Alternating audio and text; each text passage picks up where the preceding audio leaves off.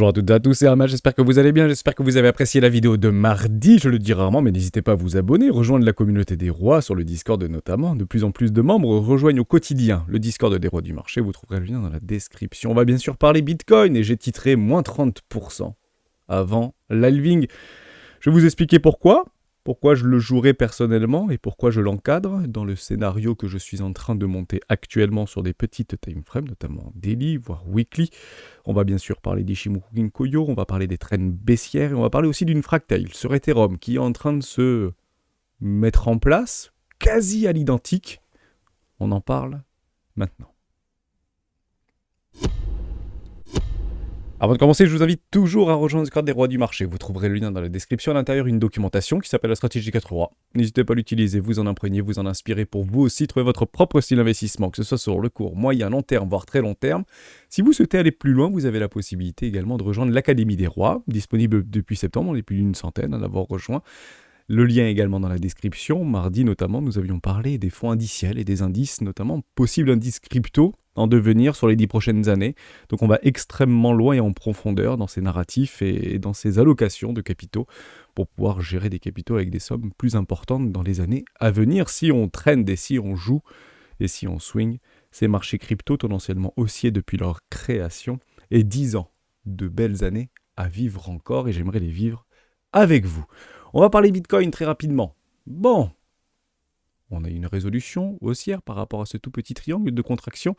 On l'avait eu sur le RSI, ici, en 14 périodes. Vous voyez, juste là, on l'avait breaké et on joue l'accélération. Formidable. Maintenant, si on reprend une petite fractale précédente, on en avait parlé mardi, on le reprend ensemble si vous le souhaitez. Ici, on avait exactement la même chose. Petit breakout haussier par rapport à cette trendline avant-gardiste. Boum, nouveau chasse à la liquidité, nouveau high par rapport à une trendline baissière ici, nouveau plus bas. On avait exactement la même chose ici, petit fake out avec une réintégration juste là, vous le voyez comme moi. Et malheureusement, on est parti chercher un déséquilibre de marché plus bas. Bon, bah ma foi, j'avais 203.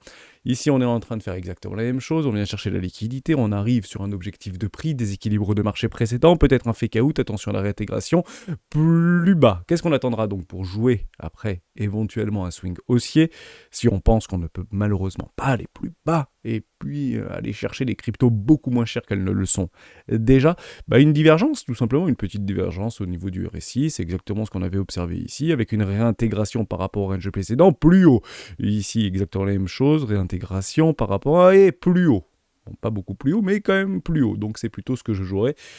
Ah ouais, mais c'est déjà passé juste avant, regarde, il y a eu une déviation, manipulation, réintégration, ouais, mais il n'y avait pas eu la divergence, si vous le voyez ici, il n'y a pas de divergence haussière qui s'est proposée, donc mes conditions de trade n'étaient pas revenues, ça ne veut pas dire que je ne l'ai pas joué personnellement, puisqu'il y avait de la chasse à la liquidité, mais je l'ai coupé extrêmement vite, retour au milieu de range, avec des stops complètement évidents qui ont déjà été chassés précédemment, donc personnellement, ce tout petit trade, si vous voulez, intraday, il est déjà coupé depuis très longtemps. Et j'avais pris l'intégralité de mes profits ici et je suis très content de l'observer. Bon, vous avez quand même des plays très intéressants. On peut parler de l'altcoin, on peut parler d'Ethereum classique, on peut parler de tout ce que vous voulez. Puisqu'il y a des cryptos qui sont nativement extrêmement résilientes dans leur historique, qui proposent des conditions de trade extrêmement intéressantes. Et on avait déjà initié ce qu'on appelle un big trade ou le trade parfait, notamment sur l'altcoin, depuis plusieurs semaines maintenant. J'y suis toujours. Et j'y reste confortablement installé, et on verra bien si oui ou non je me fais déloger si on vient à faire de nouveaux lots. Mais pour l'instant, rien ne l'indique, même s'il y a moins de 30%, rien ne l'indique qu'on fasse des nouveaux lots sur Litecoin actuellement, mais on en reparlera si vous voulez un peu plus profondément demain. Super live d'ailleurs demain en préparation, je vous invite chaudement à venir nous rejoindre demain 12h30, puisqu'on va aller extrêmement loin sur un cataclysme, notamment sur le secteur des réseaux sociaux qui est en train de se profiler, un petit peu en décalage par rapport aux magnifiques résultats et à la proposition de valeur, notamment sur des intérêts et sur des dividendes versés par Meta, qui a littéralement propulsé le cours de plus de 200 milliards de dollars supplémentaires à ajouter à sa capitalisation. Mais on va en parler demain parce qu'il y a quelque chose qui est en train de se passer du côté des réseaux sociaux et j'aimerais vraiment vous en parler. Et c'est clairement une réunion parfaite entre un clivage de la centralisation et la décentralisation, et je pense que les technologies blockchain ont tout autant qu'elles soient un rôle à jouer déterminant par rapport à ces pratiques complètement lunaires. Mais on en parlera plutôt demain. Bon, on va faire un petit peu l'order flow. assez rapidement. Donc on l'avait ici, toujours à l'unisson côté des whales. On continue à aller chercher, grappiller cette liquidité toujours plus haut. Pourquoi ça monte? Parce que le marché décide d'aller plus haut, puisque c'est plus rentable pour lui tout simplement. La liquidité se trouve visiblement dans ce range un tout petit peu plus haut pour aller nettoyer tous ces lows, tous ces highs, pardon, et puis derrière très probablement venir chercher tous les lows comme il le fait régulièrement notre ami Bitcoin au sein de ses ranges. Donc si on veut se positionner, on n'est pas très très loin de prendre des plays de retournement ici. Zone danger par rapport aux open interest. On s'éclate sur les open interest actuellement depuis hier, 24 heures, à peu près 30 heures. On est passé de 7,4 milliards de dollars à 8,4 milliards de dollars. Tout va bien dans le meilleur des mondes. À quel point il est facile de swing ce marché. Ça fait que des plus hauts, c'est juste formidable. Faites attention, on arrive dans une zone danger, proche d'une zone de rechargement de vente logique, moyen terme, très court terme, ici au niveau de Bitcoin. Je tire mon Fibo, on va chercher les highs, on va chercher les lows. On arrive dans une zone entre 618 et 786. Notre objectif de prix, confluence avec le déséquilibre de marché, trendline baissière, prise de profit logique par rapport à des vendeurs, à des acheteurs, pour des prises de TP sur des trendlines baissières. Donc on y arrive, doucement mais sûrement, magnifique confluence avec les 618. Bon, à mon avis, ce ne sera pas explosé aussi facilement.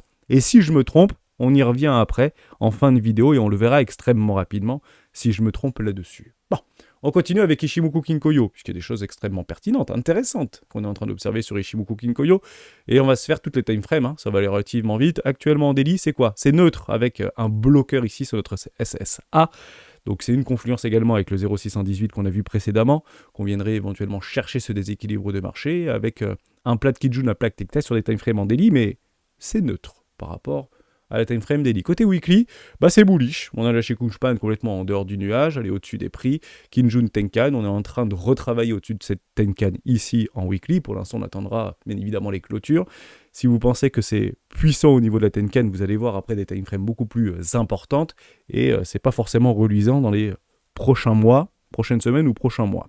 Donc ça reste bull quand même en weekly, mais c'est pas la time frame privilégiée puisque c'est généralement le weekly une time frame de polarisation entre les bulls et les bears et on attendra bien évidemment des clôtures et des confirmations. Actuellement, ça reste bull néanmoins évidemment. Si on passe en mensuel côté Ichimoku Kinkoyo, on l'avait déjà vu ensemble, on est en train de tenter d'aller chercher au-dessus de cette SSA. Je vous le dis en toute franchise, si on clôture au-dessus au niveau de Ichimoku Kinkoyo en mensuel, c'est plutôt pas mal l'histoire, puisqu'on viendrait en fait à s'affranchir au niveau du prix, on casserait les prix par le haut. Je pense pas, je doute franchement que ce mois-ci on aille beaucoup plus haut que les 46 150 $, en tout cas au niveau d'une clôture, puisque vous avez quand même une grosse bougie de prix ici en bloqueur. Et si vous voulez le signal intégral, celui qui avait littéralement lancé le bull run de 2020, c'est si la Shikuspan vient s'affranchir au niveau de la Tenkan ici. Bon, c'est exactement ce qui s'était passé précédemment. On a vu des premiers signaux avant-gardistes par rapport à une forme de consolidation avant littéralement une explosion.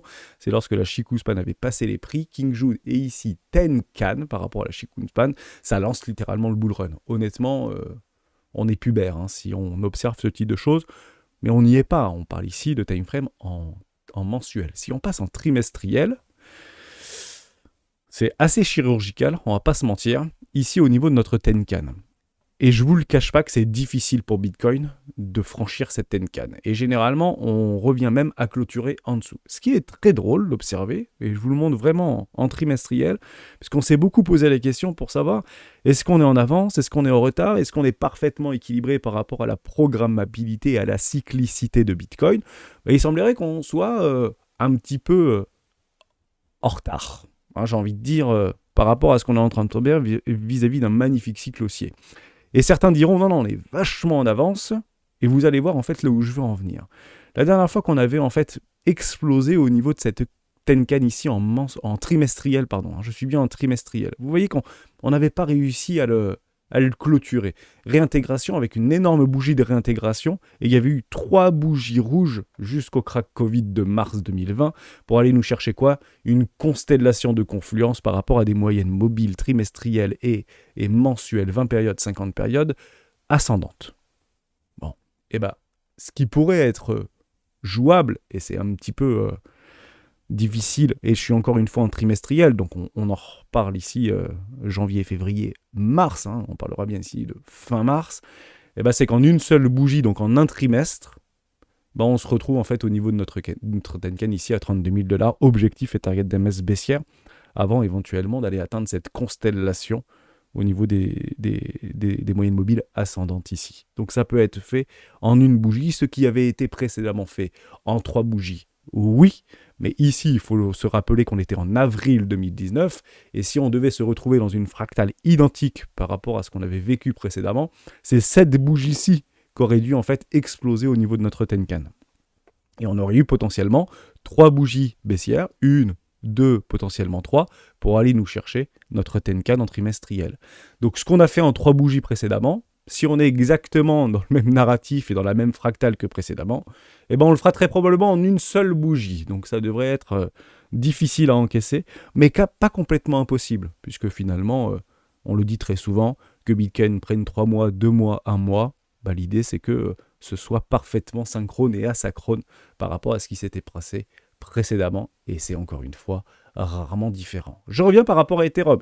Il y a des choses qui sont extrêmement intéressantes. J'y ai travaillé ce matin, je voulais vraiment vous le reproposer, puisque c'est un travail que j'ai pris plaisir à faire par rapport à ces para-range ici, ou par rapport à ces biseaux descendants et ascendants, des canaux si vous voulez, hein, des canaux ascendants, des canaux descendants, des trendlines, des para-range, tout ce que vous voulez. C'est assez fou à quel point on se retrouve exactement dans la même situation que précédemment, à une toute petite chose près, et vous allez voir là où je vais en venir également. Bon, j'ai tracé ce magnifique canal descendant, avec ici, au niveau de la tendance, hein, tout simplement, point bas ici, et puis je suis parti jusqu'au niveau des ATH, et on a une confluence quasiment parfaite. La petite ligne jaune ici, c'est l'halving. Bon, quand vous avez en fait ce cross-là, et si on voit en fait Ethereum commencer à s'affranchir de ce qu'on est en train d'observer actuellement, donc quelque chose un peu comme ça, ok, c'est bull, pas de problème, pullback sur la trendline descendante, derrière, gros bull run, ça repart, il n'y a pas de problème avec ça. Alors ça peut être fait comme ça peut très bien être fait comme ça, les fameux moins 30% titrés dans la vidéo, puis derrière, repartir, pullback, et on repart bien évidemment dans un magnifique bull run, et j'ai fait exactement le même travail précédemment.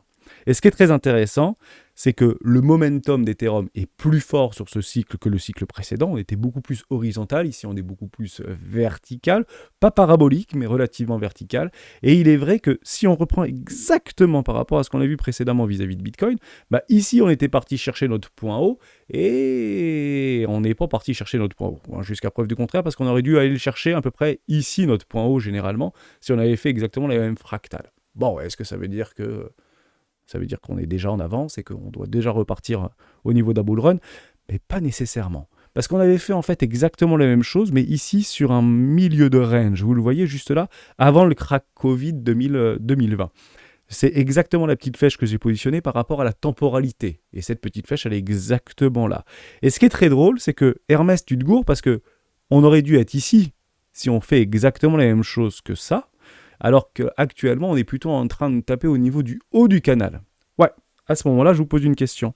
Est-ce que l'ETF qui est promis pour mai, entre guillemets, pour mai 2024, ne serait-il pas déjà pricé? Eh ouais, ça c'est une question relativement légitime, parce qu'à l'époque, on n'avait pas de narratif, on n'avait rien sur Ethereum, à part que nos croyances, si vous voulez, ou nos certitudes, pour certains d'entre nous, et il semblerait que ce soit plutôt récompensé.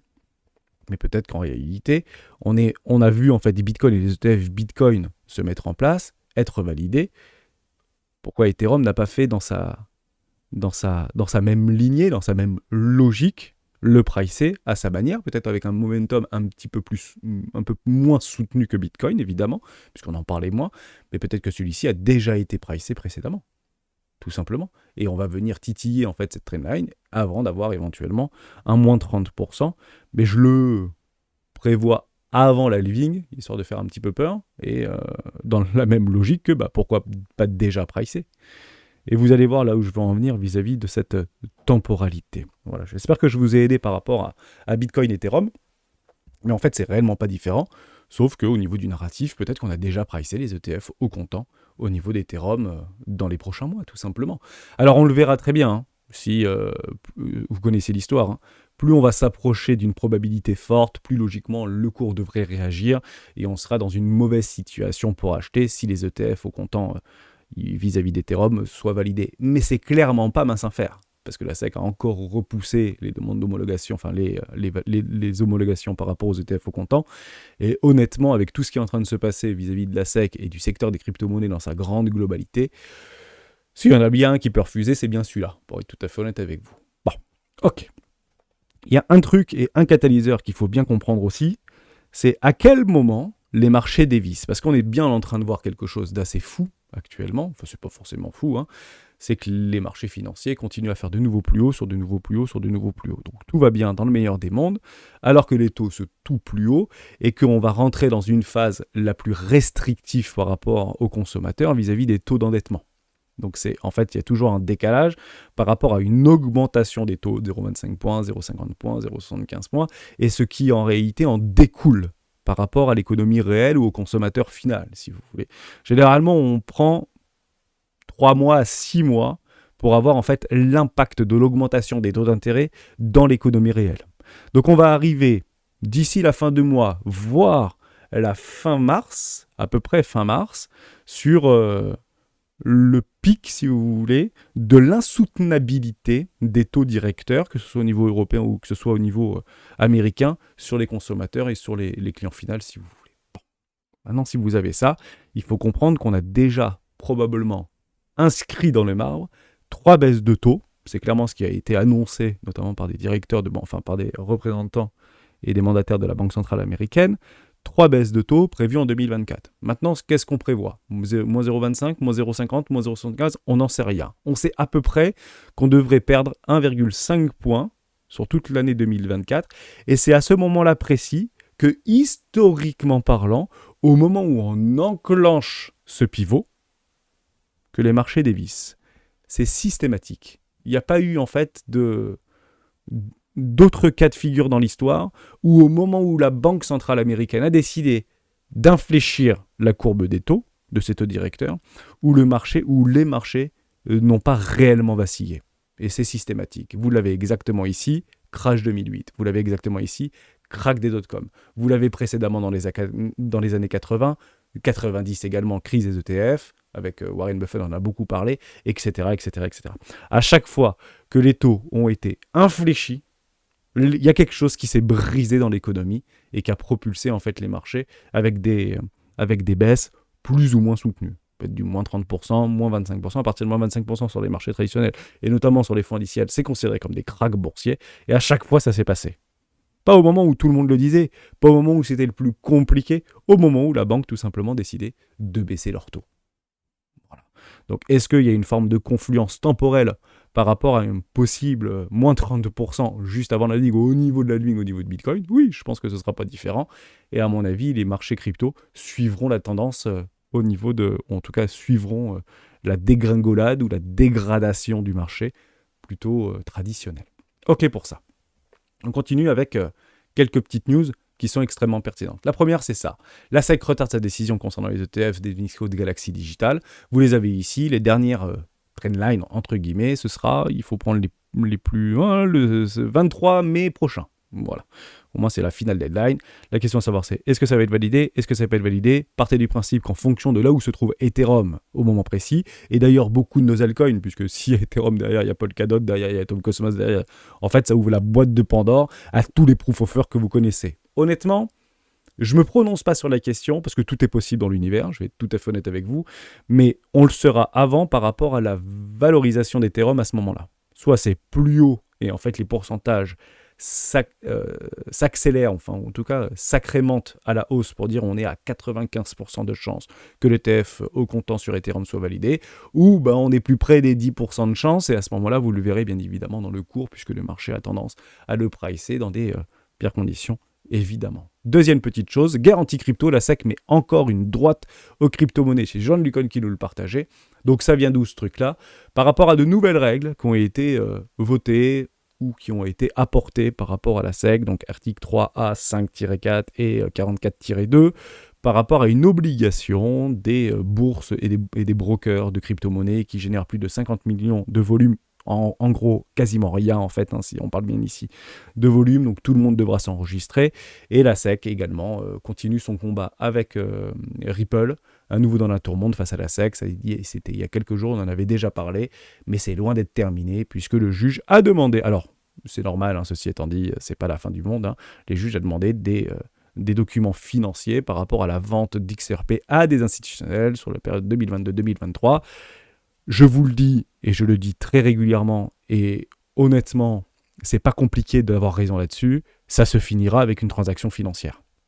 Voilà, je vous le dis en toute franchise, ce sera juste du narratif pour éventuellement tenter d'essayer de nous faire plonger les cryptos et de nous faire capituler une dernière fois pour que les grosses baleines ramassent tout et allègrement toutes nos cryptos, parce qu'on n'y croira peut-être potentiellement plus, pour la plupart d'entre nous, parce qu'il y aura peut-être des catalyseurs extrêmement forts, de news extrêmement forts, qui devraient être considérés pour nous comme une opportunité d'une vie, et je le maintiens dur et fort sur les 10 prochaines années. Mais il est clair que c'est un bras de fer qui devrait finir par une transaction financière. Voilà, je vous le dis en toute franchise, donc je ne sais pas le montant, on peut le dire maintenant, c'est valorisé combien ? 11 milliards ? Allez, on dit un petit milliard symbolique ? Ça fait sympa, et on le fait avant la fin de l'année 2024, bien évidemment. C'est le but du jeu, histoire de bien lancer le bull run comme il faut, et que les grosses baleines puissent vendre allègrement dans l'euphorie et les nouveaux paradigmes qui se dessinent devant nous pour créer une bulle magistrale. Allez, fin 2024, il y a 1 milliard qui part de Ripple vers la SEC. Donc, on pourra en reparler si vous voulez, de ces news-là, mais notez-le quelque part si vous le souhaitez, et on en reparle dans 6 mois ou dans 9 mois. Je pense que c'est une bonne approche. Ah oui, ça aussi. Si vous connaissez pas Peter Schiff, je vous invite éventuellement à aller y faire un petit tour. Ça m'a juste fait beaucoup sourire ce que Contrimints a partagé. Offensive sec contre crypto. Même Peter Schiff s'insurge et prend la défense des cryptophiles. Alors ça, franchement, c'est encore une fois par rapport aux réglementations qui ont été exposées. Donc Peter Schiff, c'est pas un anti-crypto, c'est juste un pro-gold. Voilà. Donc chacun son poison qui émet aucune valeur ou qui n'émet aucun rendement, au même titre que Bitcoin qui lui n'émet aucun rendement, juste une idéologie. Le gold c'est à peu près pareil, ça ne crée pas de valeur, ça ne donne pas des dividendes, etc. Donc chacun son poison. Peter Schiff, vieille école, choisit l'or, et lui s'insurge par rapport, non pas à Bitcoin, mais par rapport à l'ensemble du marché des crypto-monnaies. Voilà, donc c'est clairement un signe de top, si vous voulez, si on doit le prendre comme tel. Si vous aviez des analystes un petit peu préférés qui vous disent d'un coup Bitcoin va à zéro, le truc il pump, et là c'est si Bitcoin pump et qu'il y a ce type de personnage qui explique que c'est pas normal et acheter des cryptos c'est maintenant qu'il faut le faire. Bon, grosso modo, ça peut être des signaux de top fondamental, psychologique plutôt, si vous voulez, vis-à-vis d'une situation qui est actuellement une bonne chose en réalité. Je vous le dis en toute franchise, la SEC propose des réglementations, propose des lois, permet de positionner, et c'est très positif, un cadre juridique. Et derrière, si ça ne va pas, il y a un juge qui prendra une décision et qui arbitrera tout simplement. Donc je pense qu'il y en a encore pour de très nombreuses années. Et si vous voulez... ne soyons pas influencés par cette logique réglementaire et de cadre juridique, parce que 25 ans après l'émergence d'Internet, et on pourrait presque parler 25 ans après la bulle des dot-com, on a encore des lois, notamment au niveau européen, qui sont mis en place par rapport au je ne sais plus le sigle exact, c'est plus la CNIL, mais c'est le RGPD, c'est ça ?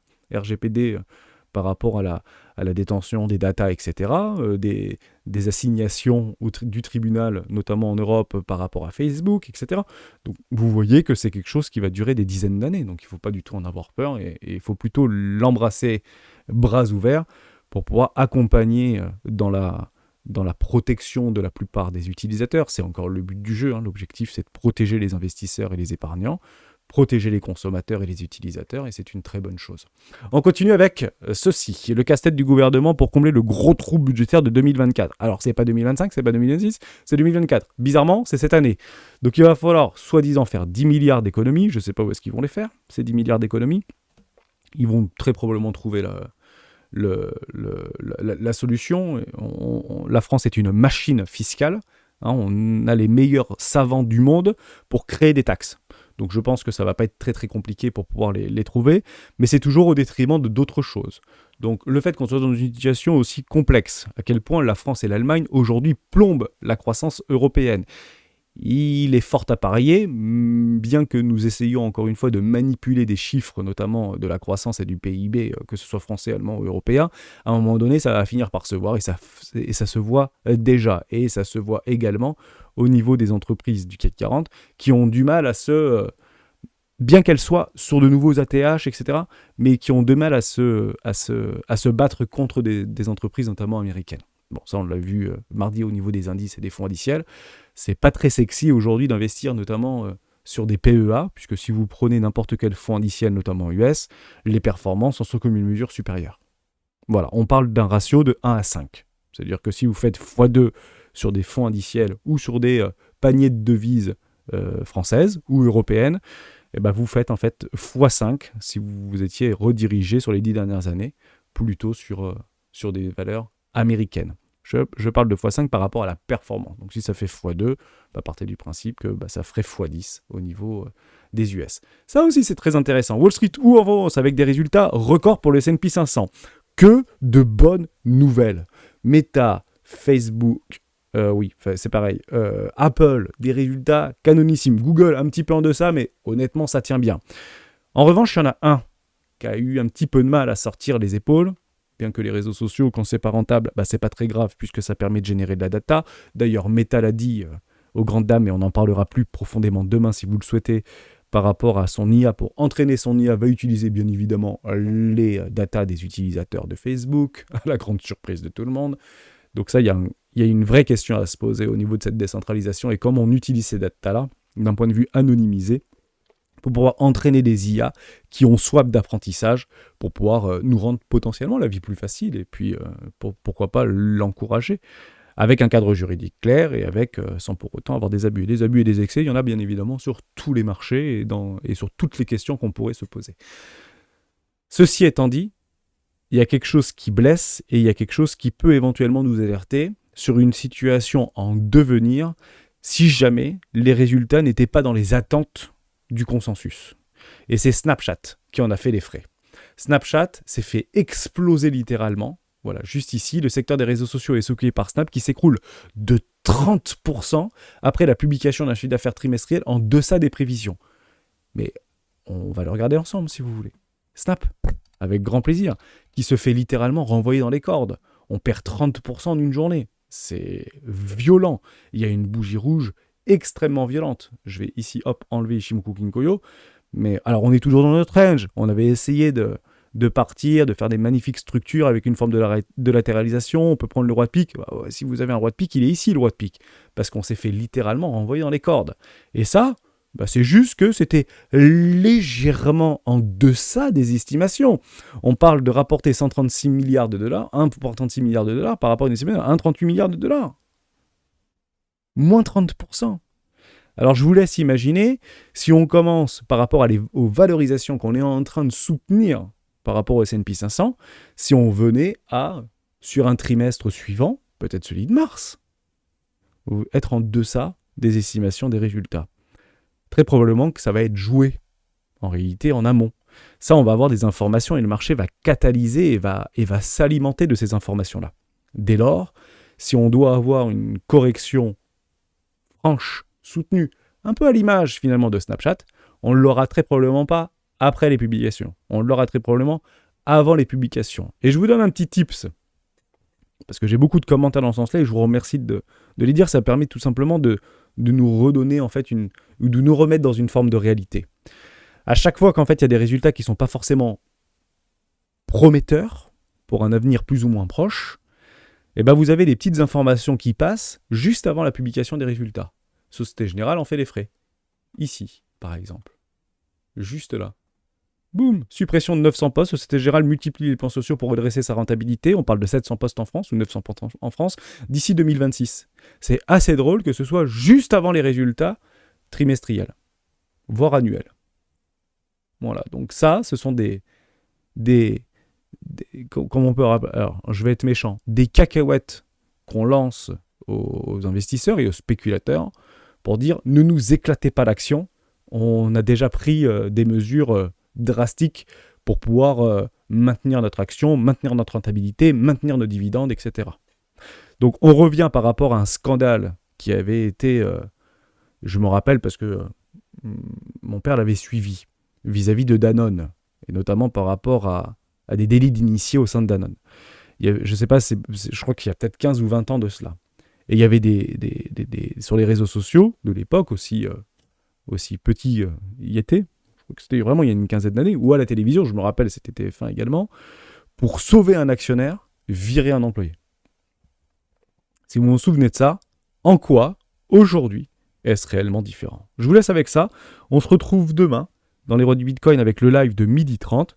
Moins 30% avant l'halving par rapport à tous ces fractales qu'on est en train d'avoir sous les yeux et des zones danger par rapport aux open terrestres. Même si on n'est pas forcément dans un funding extrêmement positif, grosse zone danger, parce qu'il y a des vendeurs qui peuvent bien évidemment se positionner, comme ils nous l'ont si bien gentiment fait passer précédemment, avec des bougies rouges comme ça, avec des bougies rouges comme ça.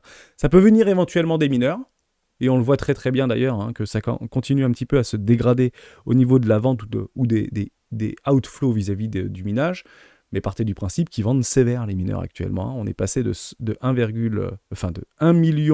840 000 bitcoins au niveau des mineurs à maintenant 1 826 000 bitcoins au sein des mineurs, en tout cas des plus gros mineurs de la planète. Donc, à un moment donné, s'ils sortent des fermes de minage, c'est que probablement ils sont vendus, et bizarrement, ils sont vendus systématiquement quand il y a des petites hausses. Donc, il y a une forme, encore une fois, de distribution, notamment du côté des mineurs, qui ont un impact non négligeable sur le cours de Bitcoin, et ça peut éventuellement s'intensifier, voire s'accélérer. Actuellement, on ne le voit pas, on est très dans la prédictif, mais personnellement, je le jouerai. Je finis juste sur un truc. Si on se pose la question, au moins ça permet d'avoir une représentation et de vous dire ce que je fais personnellement. Je vous le dis et je vous le redis, je m'en fiche que le cours monte, je m'en fiche que le cours descende, puisque en fait pour moi ce sera toujours considéré comme une opportunité. En revanche, si je veux me positionner sur ce Bitcoin, je fais toujours la même chose. J'achète des trendlines baissières. Ici, vous en avez une de trendline baissière. C'est très très important. Donc si on commence à partir dans la stratosphère, on achètera les pullbacks de trendline baissière. Si on commence à partir, malheureusement dans les bas-fonds du désespoir, on achètera des trendlines baissières, des confluents de trendlines baissières. Et si on se retrouve dans une situation assez similaire à ce qu'on avait vécu sur le crack Covid 2020, à ce moment-là, vous avez cette magnifique trendline baissière ici qui viendrait chercher tous les déséquilibres de marché, tous les petits gaps de rupture qu'on avait eu précédemment. Ça, c'est clairement un crack sans précédent. Alors, actuellement, on ne le voit pas, mais s'il vous plaît, pensez à acheter des trendlines baissières. Ça fonctionne extrêmement bien. Ciao.